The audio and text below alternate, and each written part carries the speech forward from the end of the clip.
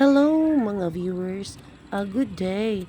Nandito naman ako, ipakita ko sa inyo kung paano ako magpro-pruning ng aking ampalaya. Una sa lahat, yung bunga, yung unang bunga ay kukunin ko yan kasi hindi yan mapakinabangan at saka maliit lang yan. At pangalawa, yung mga dahon.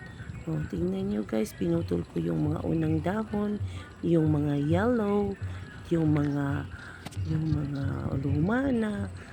Tingnan nyo guys, pinuputol ko at yung mga dahon na putol, papayaan ko na lang yan doon sa puno kasi mapakinabangan yan sa lupa at saka doon sa ating ampalaya.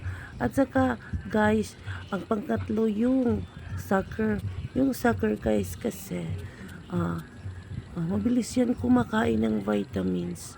Dapat puputulin natin yan para yung mga vitamins pumunta doon sa itaas upang pataas ng pataas yung ating ampalaya at yung mga bunga ay maging healthy at mga malalaki. Ganyan ako magpupruning. At saka yung sucker guys, mapakinabangan yun guys kasi masarap yun sa munggoy guys. Pwedeng gulayin yun. Ihalo lang natin sa munggo guys, napakasarap.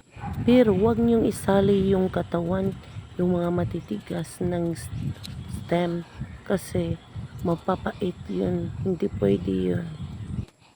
Yung mga talbos lang at dahon ang pwede. At pwede din yung gisahin at lalagyan ng sardinas. Yan lang guys.